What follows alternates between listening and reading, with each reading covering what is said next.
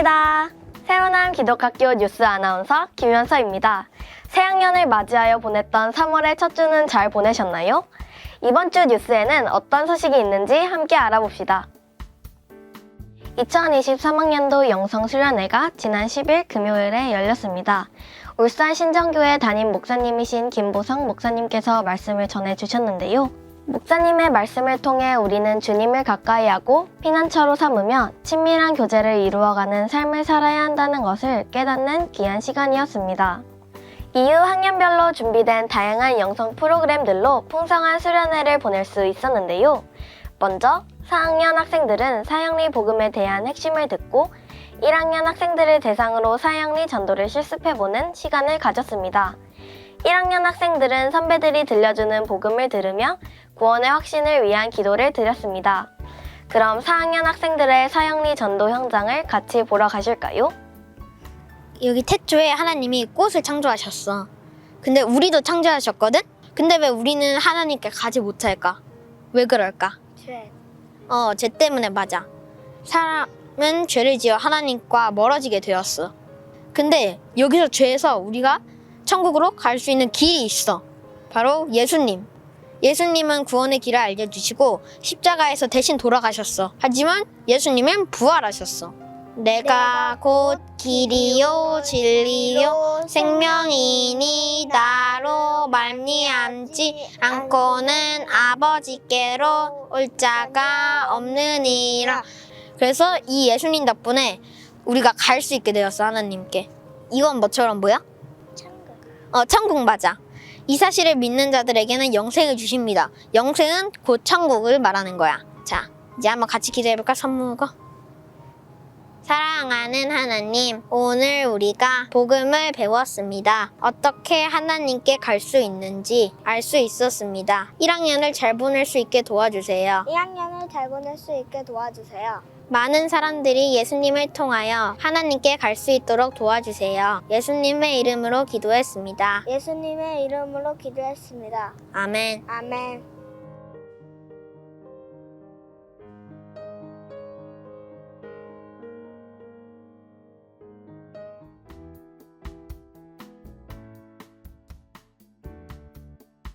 제 기도 제목은 하나님, 제가 하나님의 뜻을 이 땅에서 이룰 수 있게 해주세요입니다. 하나님, 저를 통해 하나님의 이름이 영광받으시길 원합니다.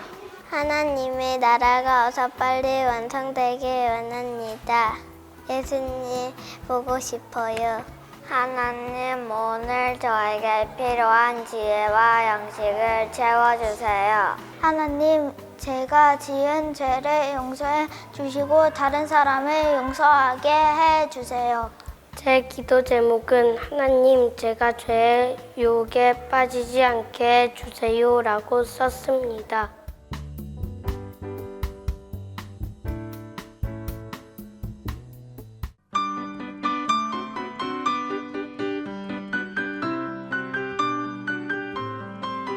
여러분, 지난주 영성 수련회에서 은혜 많이 받았지요?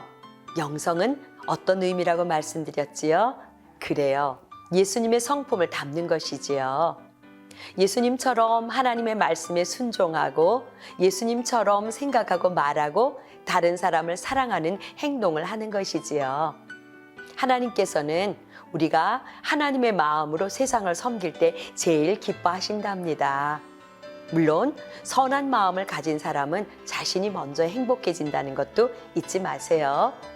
1809년 1월에 프랑스 남부에서 루이 브라유라는 남자 아기가 태어났어요. 아이의 아버지는 말에 장착하는 안장, 제갈 등을 만드는 마구장이었지요. 루이는 어릴 때부터 아버지의 마구 작업실에서 놀았어요. 3살이 되던 어느 날 아버지 작업실에서 송곳을 가지고 놀다가 그만 왼쪽 눈이 찔리는 사고를 당했지요. 아버지는 깜짝 놀라서 아기를 안고 병원에 데려갔지만 결국 루이의 왼쪽 눈은 실명하고 말았어요. 한쪽 눈이 보이지 않았지만 루이는 여전히 밝고 명랑한 아기였어요. 그런데 4살이 되었을 때 병균에 감염되어서 오른쪽 눈마저 보이지 않게 된 거예요. 아빠, 내 눈이 다 안 보여요. 그런데도 루이는 절망적인 상황을 잘 견뎌내었어요. 원래 성품이 밝았고 긍정적이고 마음이 착한 아이였거든요. 그리고 눈이 보이지 않았지만 하고 싶은 것은 무엇이든지 열심을 다해서 공부했어요. 첼로 연주를 하고 싶어서 악보를 다 외워서 실력 있는 첼리스트가 되었어요. 또 악보를 다 외워서 올겐도 연주할 수 있었지요. 그리고 눈으로 교과서를 읽을 수 없기 때문에 선생님의 수업을 모두 외워서 공부했어요. 얼마나 열심히 공부했는지 사람들은 루이 브라이유에게 박수를 보냈어요. 그리고 왕립 맹하학교에 입학했지요. 이때가 10대였어요. 하지만 루이의 마음은 늘 무거웠지요. 대부분의 시각 장애인들이 교육을 제대로 받지 못해서 비참한 생활을 하고 있었거든요. 정말 맹이는 이렇게밖에는 살 수가 없는 걸까? 너무 불쌍해. 이들을 위해서 내가 무엇을 하면 좋을까? 브라이유는 다른 맹인들의 삶을 도울 수 있기를 늘 고민했어요. 그런데 어느 날 브라이유가 다니던 학교에 샤를이라는 군인 장교가 찾아왔어요. 샤릴 장교는 자신이 개발한 암호라고 말하면서 어떤 종이를 건네주었어요. 빛이 없는 깜깜한 밤중에 병사들에게 몰래 명령을 전달하기 위해서 종이에 점으로 된 요초를 새긴 것이었지요. 손으로 만져만 봐도 문자를 식별할 수 있는 방식이었어요. 이 종이를 들고 만지던 순간 브라이유의 머릿속에 번쩍이는 아이디어가 떠올랐지요. 바로 이거야. 문자를 볼록한 점으로 표시하면 되겠구나. A는 동그라미 1개, B는 동그라미 2개. 이런 식으로 암호를 만들듯이 알파벳을 만들면 우리 맹인들도 읽고 쓸 수 있게 될 거야. 루이는 3년 동안 연구했어요. 그리고 마침내 6개의 점만으로 알파벳 26개의 글자를 모두 표시하는 새로운 방법을 개발해냈어요. 이제 앞이 보이지 않는 사람들도 쉽게 읽고 쓸 수 있는 점자를 완성한 것이지요. 점자 알파벳을 완성했을 때 브라이유의 나이가 몇 살인지 아세요? 불과 15살이었어요. 중학교 2학년 나이지요. 브라이유 때문에 온 세계에서 처음으로 맹인이 읽을 수 있는 글자가 나온 것이에요. 나중에는 이 점자로 수학 기호도 만들고 음악 기호도 만들어서 맹인들도 수학을 배우고 음악을 마음껏 배울 수 있게 되었답니다. 그리고 이 점자는 브라이유 점자라고 불렸어요. 전 세계 시각 장애인들이 편리하게 사용했지요. 여러분도 공공장소의 엘리베이터 버튼, 화장실 팻말, 현관의 바닥 이런 곳에서 브라이유 점자를 본 적이 있을 거예요.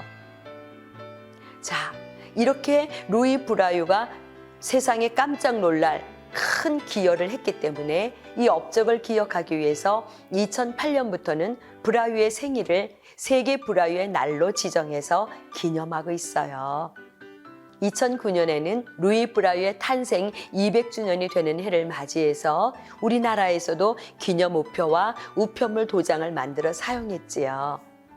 새로남 기독학교 학생 여러분, 루이 브라이유의 이야기를 듣고 여러분 뭘 느꼈나요? 불행과 슬픔 가운데서도 용기와 굳센 의지, 긍정의 마음, 연구하고 노력하는 자세, 다른 사람을 도와주려는 그 착한 마음 때문에 그의 모습에서 놀라운 일들이 일어난 것이지요. 브라이유를 통해서 교훈과 모범을 생각하면 좋겠지요. 여러분의 영성이 루이 브라이유처럼 사람들을 사랑하고 돕는 영성이 되기를 날마다 기도합니다. 여러분 사랑해요. 학사 일정을 안내해 드립니다. 오늘부터 방과후 교실이 시작됩니다. 신청한 수업과 수업 장소를 확인하고 수업에 참여합시다. 이번 영성 수련회를 통해 2023학년도에는 예수님과 친밀한 교제 속에 믿음의 선한 싸움을 싸우는 새로남 기독학교 학생들이 되기를 소망합니다. 사랑합니다.